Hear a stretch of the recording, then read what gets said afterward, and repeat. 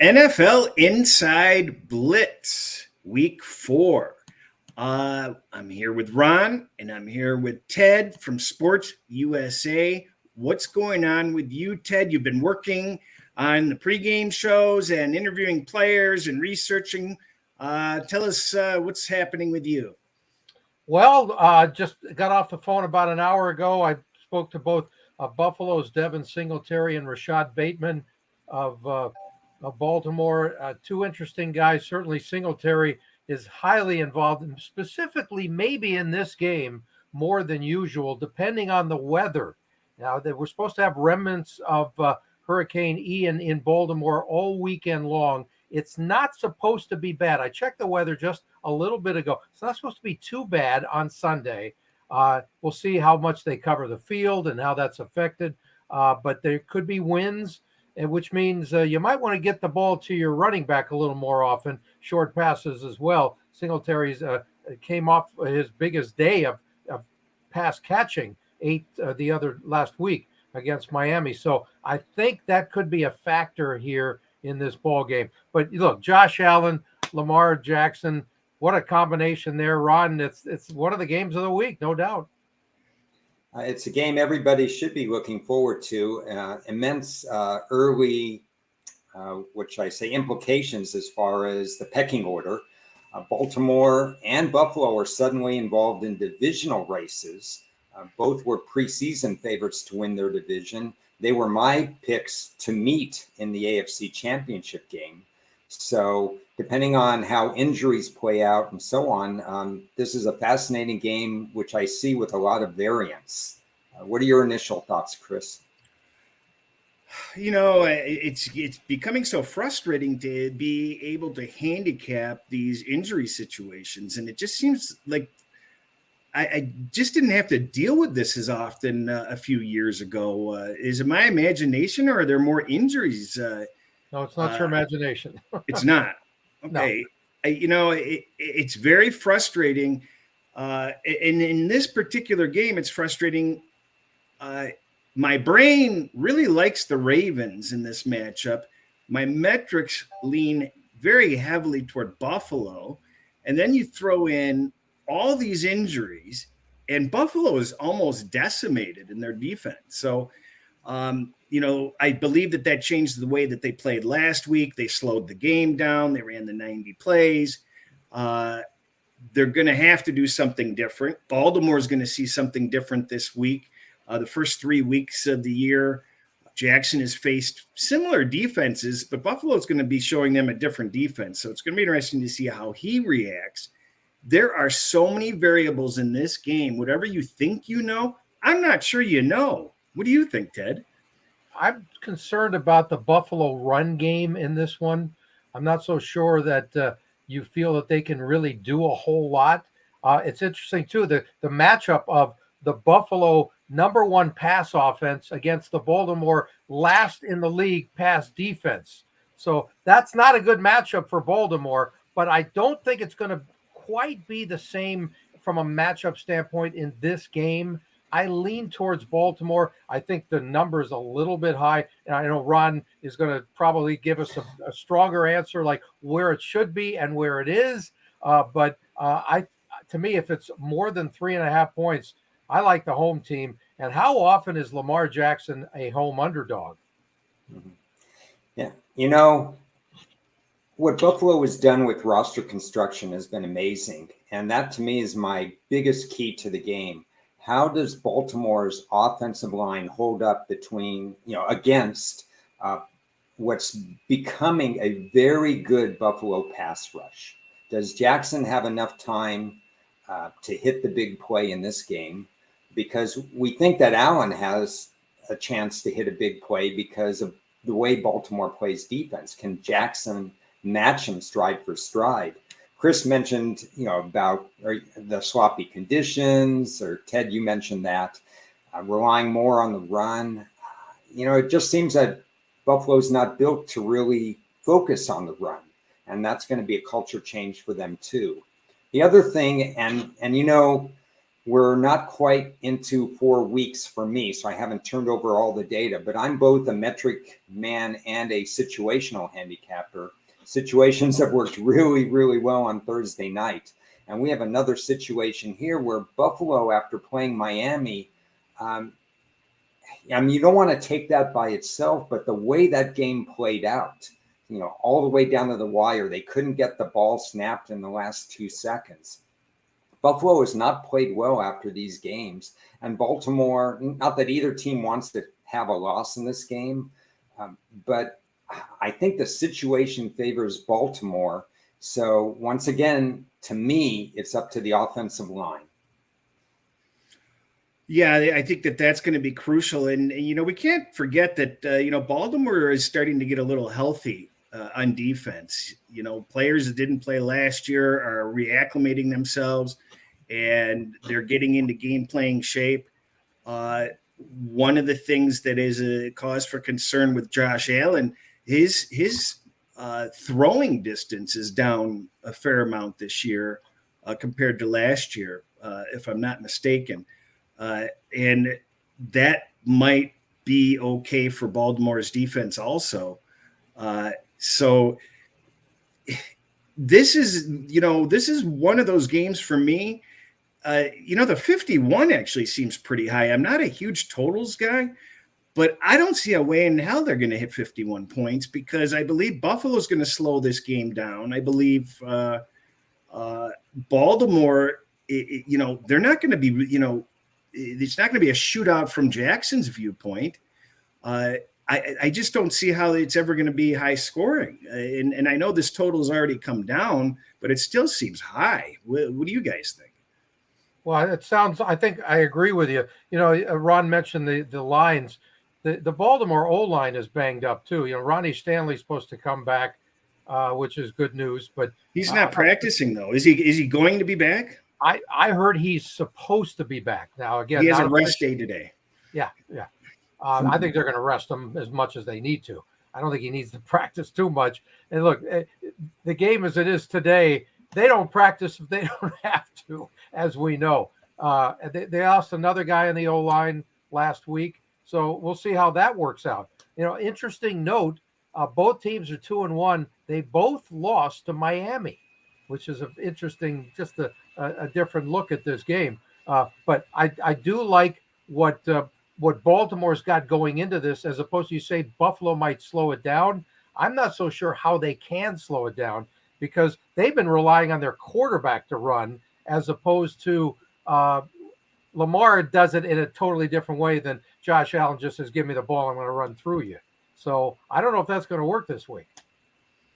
Well, in terms of the total, I'm not all that much of a totals guy. I think I used all my luck last week in giving out the total on the, over 45.5, and it slipped by at the end, and in a very favorable situation, got the win. I would say in perfect weather conditions, I would rather have the over because of big plays in this game. But if you're telling me there's going to be some wind and some rain, I'm not even looking at the total. Yeah, it's a big TBD at this point. In the meantime, what do you think, Chris? Let's get right to my interview with Devin Singletary. I spoke to him about an hour ago, and a very important topic, obviously, today brought up Tua. Go ahead. Yeah, it overlaps what happened with Tua, so let's hear what he has to say. How you doing, Ted? I'm doing great. Thanks for coming on. Hey, first I got to ask you your reaction to what happened with Tua last night. I assume you saw it. Nah, yeah, that's a tough scene, man. Especially you don't want to see that happen to anyone, man. But Tua's good people. He's good people, and you hate to see that. So, man, definitely sending prayers up for him, man, and hoping he make it out, with everything fine and okay. But I hate to see that happen. Yeah, it was tough, but good positive news so far this morning, so that's a good thing. Yeah, that's definitely a plus. Yeah. So how tough was that loss to swallow in Miami last Sunday? Oh, man, it was real tough. It was real tough, especially when you go out there, you give it your all, and to get as close as we did to winning the game, just some mistakes that we made. But man, it was tough. It was a tough loss, but with tough losses comes lessons with it. So it definitely made us better. Curious, how many tickets did you have to leave for that one? This time I only got 7. Really? I had more. I had a lot of people there, but I only paid for 7 tickets. Yeah. Oh, so they had to line up and go to the ATM first, then, huh? Yeah, definitely. Yeah, this time around. Yeah. That's great. Hey, I got to ask you about your history with Lamar Jackson. You guys going way back than when you were kids. Yeah, definitely. It's always a good game when we play each other, even from way back then.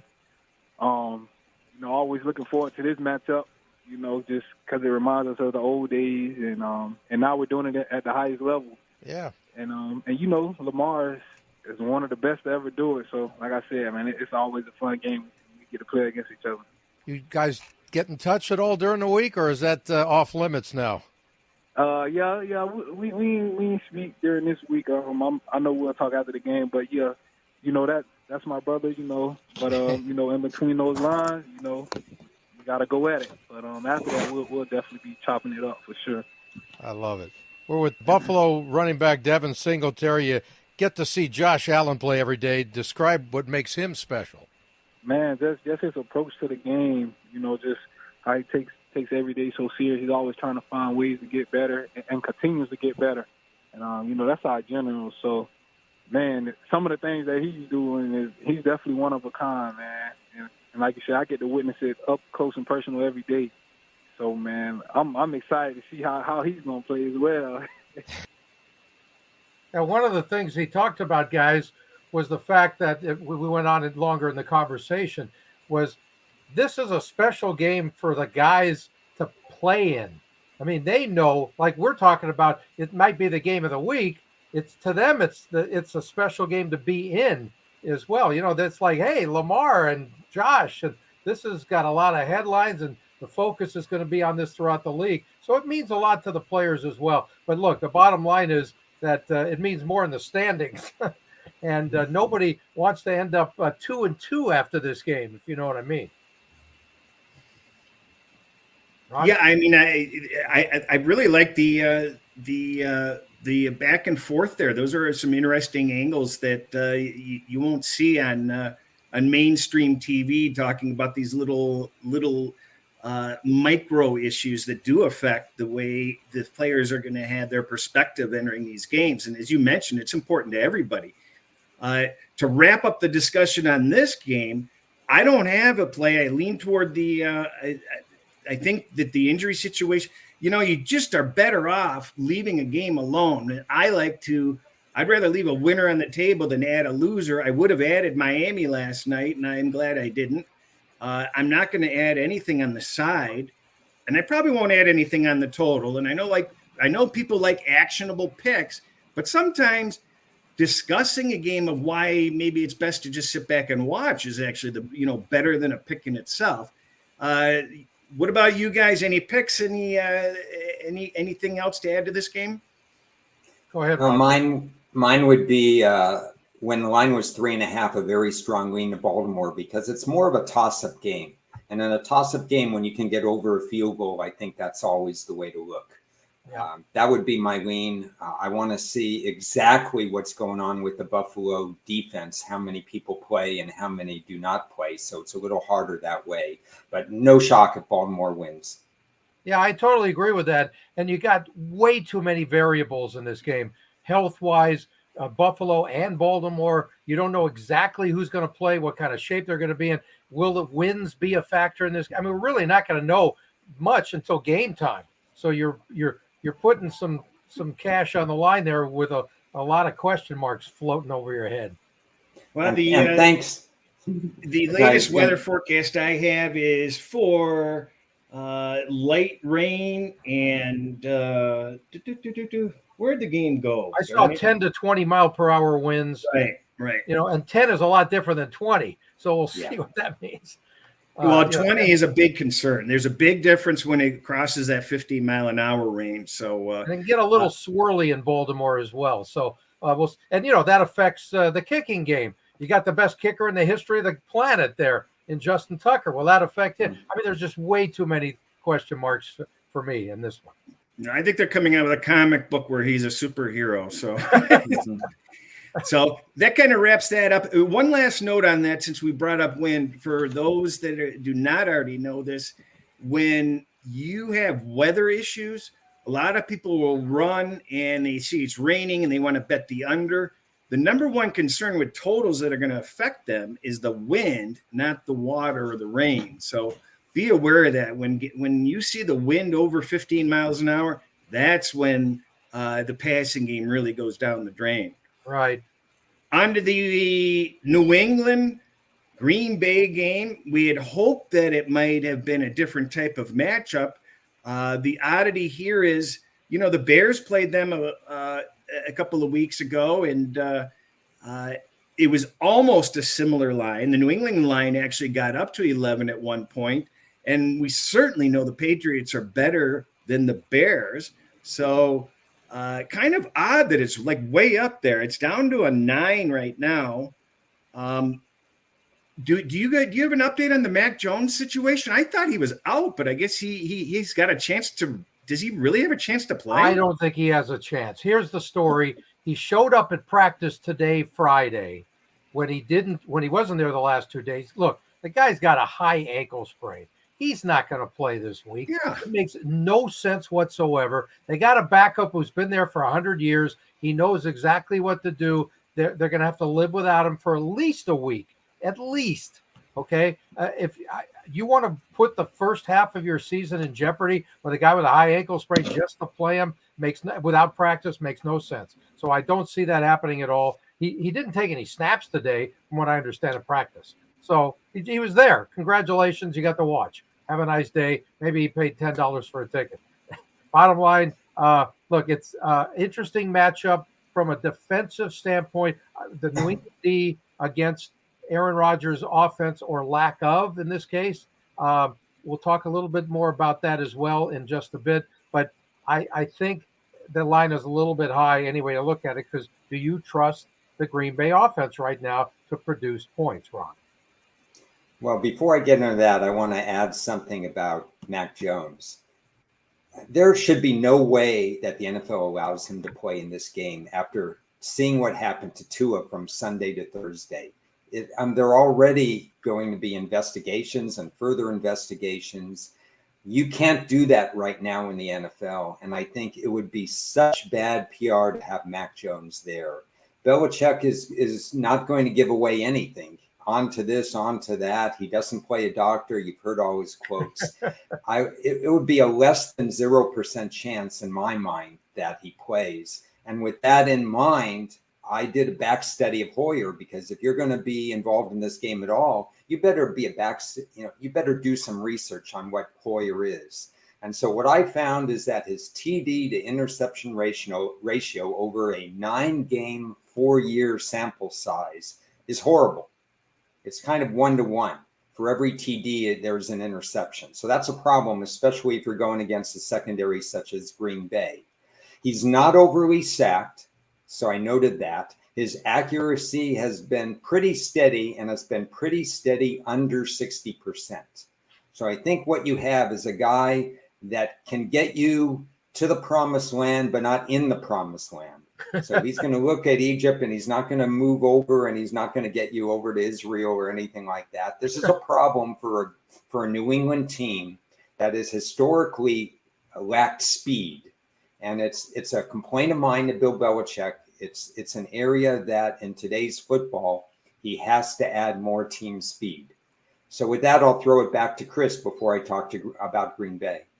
Well, I think the Green Bay is a little bit of a teeter-totter team where they've been known for their offense, but their offense is not what it was, and their defense is better than it was. So that's going to make it tough in a situation where you've got a guy that's played 9 games over 4 years and hasn't even done that very well. And it doesn't sound like you're optimistic that he's going to, keep him out of turnovers and such. So that's a big concern. Green Bay really has been very lucky when you really think about it. All their games have been against banged up teams, and they really haven't impressed in the second half of games, as far as I can recall. It seems like the teams are easily able to make adjustments. And this could be quite a boring game. I mean, when do you have an Aaron Rodgers game that's under 41? So again, it's going to be very interesting. We've got good weather, but I think the New England defense is going to be okay. My look on this game is definitely under. You would think New England could keep it within the points, but geez, that's dicey. It just seems like there's better situations to get yourself involved in. Yeah, I have a couple more thoughts on Brian Hoyer. The fact that he's been with Belichick forever is one thing. You say, wow, he knows the offense and he just wake up in the middle of the night and play. Remember, this is a little different offense. It's new, all right? And you got a guy who's been consistently inconsistent as a backup.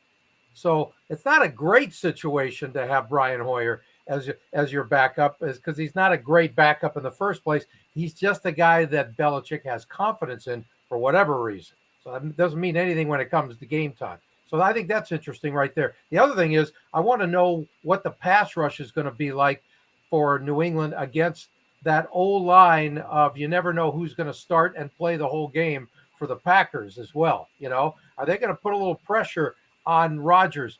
Good news for Aaron is last week, one of his rookies came alive. Romeo Doubs found a real game. He got a lot of targets. I think it was 8 for 8 catches and targets. He had a good game. He had his first touchdown. Positive news there. So Aaron needs confidence in his guys. He should have some going into this game, no doubt, with Romeo Doubs. Although, remember, Sammy Watkins is out. He's on IR. And Christian Watson is banged up as well. I don't even know if he's going to play or not. So that's finally one of the new guys is like, okay, maybe he's pretty good. What do you think, Ron? Well, I'm proud of him because he was the guy most camera ready when we talked draft time. As far as that, you guys made some good points. I think, Ted, you started off by saying, well, do we trust Green Bay to cover a large spread? And the answer is maybe not, because they're not explosive enough. Exactly. Dobbs is not your over-the-top receiver. You can't get there. But one thing that's in Belichick's favor is taken away in this game, I think. You normally see Belichick key on somebody and stop somebody. But the good news for Green Bay is they're diversified. They can run the ball if they have to. They have two guys who are more than capable yards per carry to doing exactly what New England wants to do, and that's shorten the game to Chris's unders. Both teams are going to have more run success than pass success in this game. But Belichick's not going to know exactly who to take away. Is it Tunyon in the red zone? Is it Jones on the flare out? Is it Dobbs because there's more trust, like you said? So that kind of changes things. This game really comes down to who plays better in the red zone. Does Hoyer throw that interception that you don't want? Or is Rodgers frustrated because he doesn't have that automatic red zone weapon? It's a game that I'm staying away from. And you're right, Chris. It's probably a pretty boring game. Not on the radio, though, guys. It's going to be exciting on the radio. Yeah, it's going to be very exciting, Ted. I'm sorry. I made a complete mistake. Tune in. Yeah, the pregame and the halftime will be more exciting. My mistake. Just a little sidetrack. I heard some rumblings that Aaron Rodgers' stats when he's rolling out are significantly dropping. He's lost his accuracy on those infamous rollout plays where he would target somebody downfield and make a great play. Do you guys have any information on that? Have you noticed anything along those lines? I have no information, but the first thought by far is a giant cloud over my head saying, who are his targets to throw to? And are they doing what they did in the past? Last time I checked, Devontae's not there anymore. So I think that's part of the factor, don't you, Ron? I think it's the whole factor, because he's a precision passer. If he asks you to run 12 yards and go one way, you're expected to run 12 yards and be there. You'll see the famous Rodgers stare down a couple of times, as you do every week. It's just not there. There's exactly what you said. So it sounds like we all kind of lean toward that under. a boring, unexciting game. And does anybody lean Green Bay's way, or is everybody's leaning New England?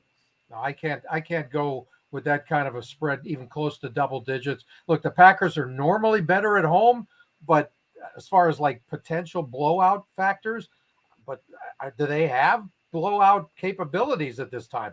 I don't know if they're ready for that. I know one stat that I thought was interesting. Aaron Rodgers against the blitz this year has been phenomenal.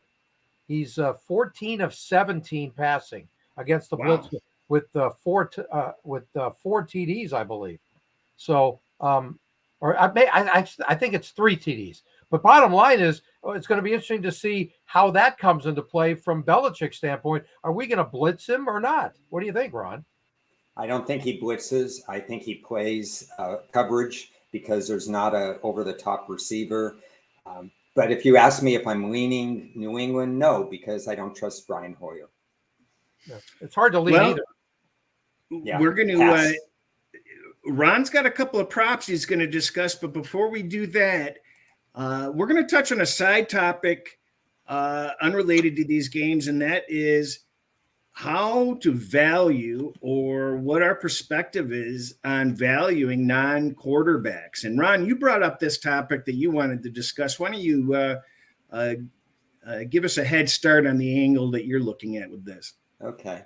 It came up in conversation between you and I, and to our loyal listeners, this is what happens every week. We talk on the phone, we're discussing something, they say, wait a second, this is worthy of further discussion.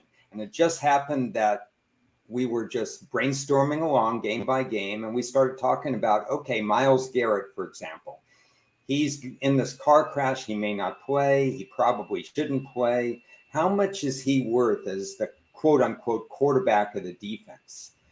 Because typically non-quarterbacks, to try to put a value on them is very difficult, and most of them aren't worth more than a point. But take a look at this week. You have the left tackle for the LA Chargers that's out for the year. You have the left tackle for the San Francisco 49ers that's out probably at least several weeks. And these guys are so important to their team. You have Leonard of Indianapolis who hasn't played. What is he worth if he comes back? So I kind of throw it to you guys to start the ball rolling. For me, it's hardly ever more than a point, if a point. And we could we're talking a lot about injuries. Every show is talking a lot about injuries, but we have to be careful because it's already baked into the line in a lot of cases. And we can overreact to injuries, especially Sunday morning. It's kind of a seesaw teeter-totter thing. So you guys, what do you think about the injuries to key players, non-quarterbacks? Well, you touch on a topic I'd like to just briefly touch on is it baked into the line. And that's what people don't realize when they're looking at available lines. Trust me, the books are not idiots. The lines have been adjusted. So by the time a line is presented to you, unless you're getting actionable info on the spot, trust me, the sports books have already considered the injury situation and all those dynamics. So you can't just sit there and go to your friends and go, oh, well, so-and-so's out. Well, we got to take the other side. It's already in the line. You've got to evaluate the game on different circumstances. But getting back to you, Ron, you mentioned very key players there that, in my opinion, some of those are worth more than a point. Sometimes you just have a certain dynamic, certain leadership within certain teams. When a Kittle is out, unfortunately, Kittle's replacing the value of a missing key cog. So you're not going to see that value shift. But Leonard is questionable. And if he plays, that line's going to jump at least to 4, maybe a strong 4. He makes a difference on that team. He's the quarterback of the defense, and that team plays a lot differently without him. And there's other teams that are in similar situations. So for years, I think people in the know have said, oh, well, nobody's really worth more than a half a point, and a point is really stretching it. And I strongly disagree. If you take a close look at some teams, there are defensive players, offensive linemen, certain important and people on that team that keep that's basically the glue to that team. And you've got to know that team well enough to realize that they are valued a little bit more. What do you think, Ted? I mostly agree with you. But I tend to look, it comes down to who the player is. You just can't say, is the importance of that side of the ball to that team. Myles Garrett is extremely important to that side. Chances are, if he plays, I don't know why he would play this game. It makes no sense to me whatsoever. All that's gone on in the game this week, and then he almost gets killed in a car crash. It's like, take the weekend off, buddy. You got an arm, and I guess he's got an elbow or a shoulder thing going from the accident.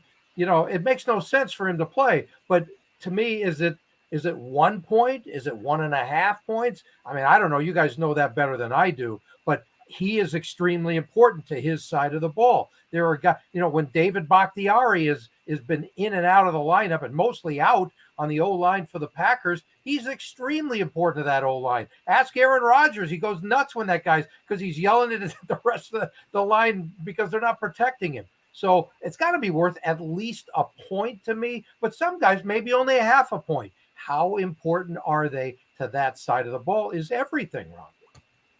Yeah, and I would further that evaluation. It's not just their importance, but what's the difference between that person's skill set and the person that replaces them? Yeah. Because sometimes if you lose a wide receiver, you can interject one. When Alan Lazard went out of the game, as much as I like Alan Lazard from a draft standpoint, he's not a stretch the field guy. You can find somebody else for that.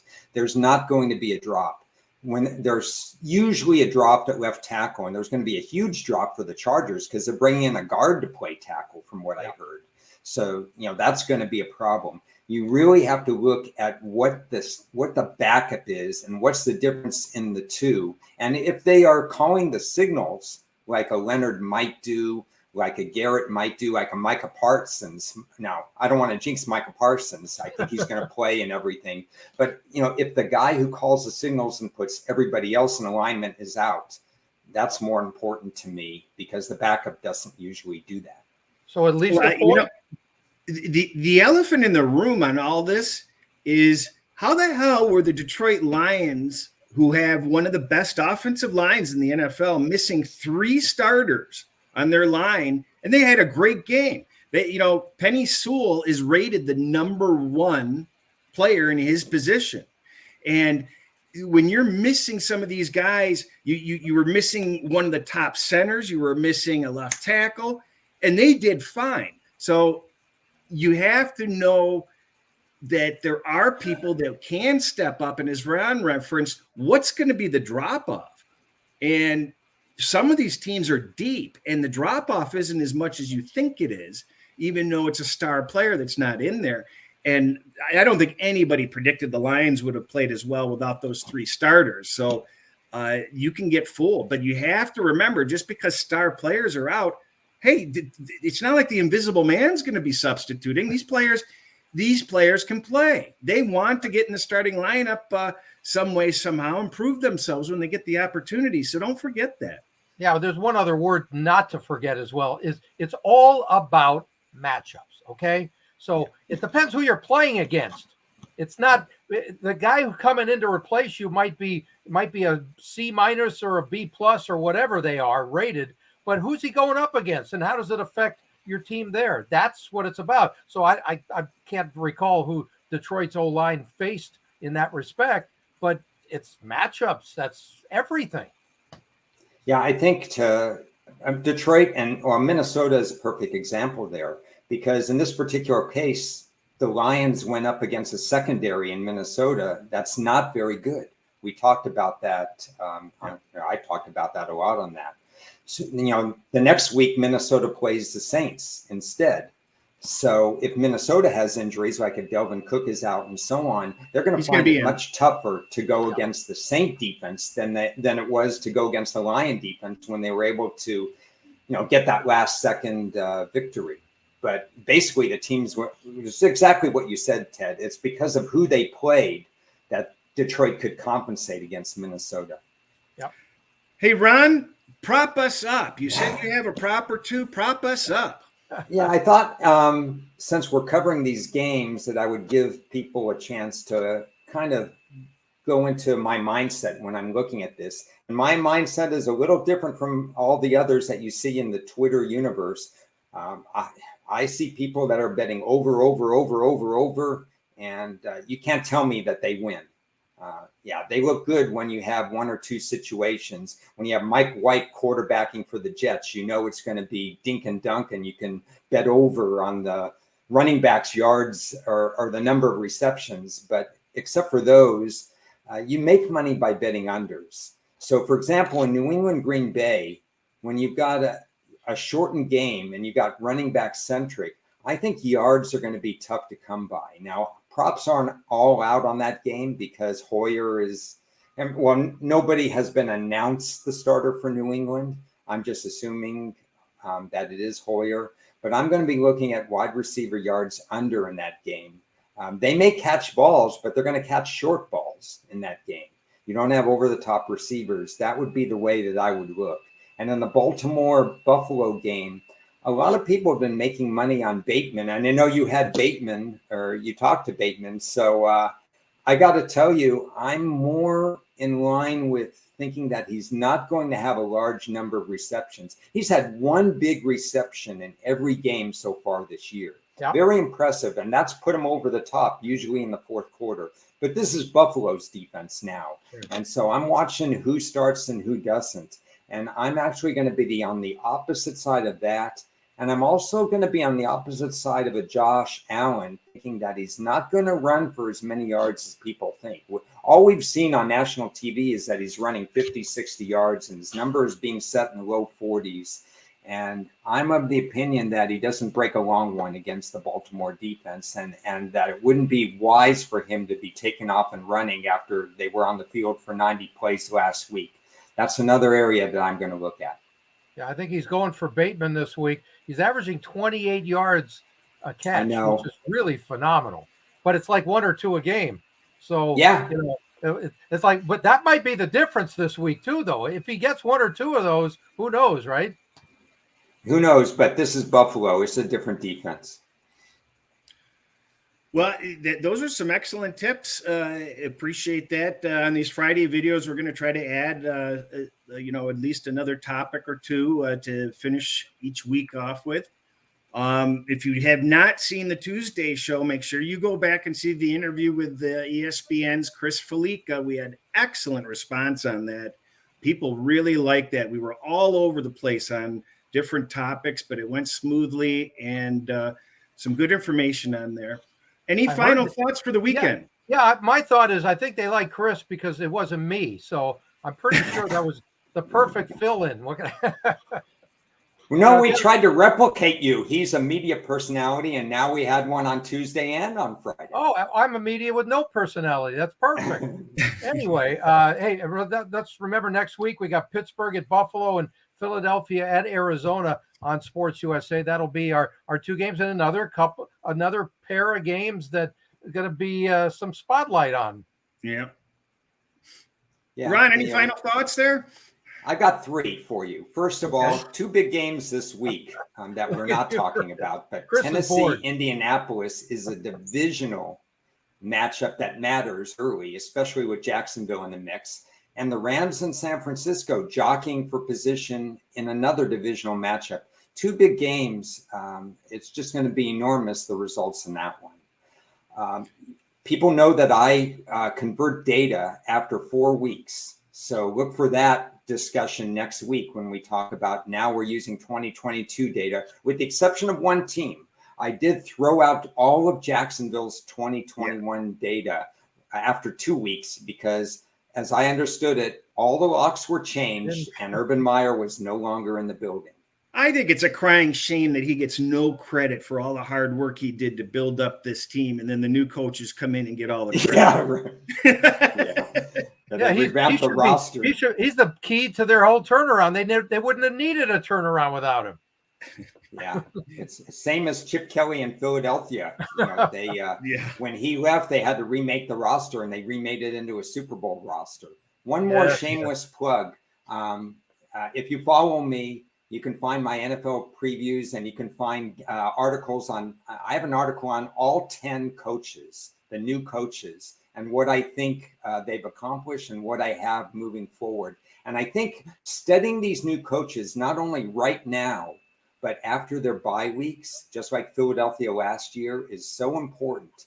If you're listening and you're looking at you want some nuggets on new coaches, this is a very important thing. A third of the league has new coaches. It's crazy. Yeah, it really is crazy.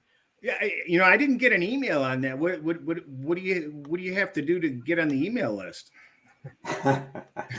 I will send you the link to the article. Everybody else can just look on my Twitter. I will send you. I'll personally walk the link over to you, Chris. Yeah. Well, by the way, I got a Chris, a Chip Kelly fun fact. Okay, 1978, my first play-by-play job, minor league hockey, Manchester, New Hampshire. A kid in high school named Chip Kelly, who was playing hockey and football, used to come to our games at the old JFK Coliseum in Manchester, and he said he used to listen to my broadcasts, and that's why I've had such an awful career ever since. But anyway. We'd like to thank everybody for joining us. Subscribe, don't subscribe, but we're going to be back Tuesday. We're going to be studying the NFL first 4 weeks. It's the first quadrant of the season is over. And we're going to go take a look at each team, see what we expected, see what they are, and have some more talk about that. And then we'll be back next Friday with Ted, Inside Blitz Week 5. Thanks again for joining, and hope everybody has a profitable week.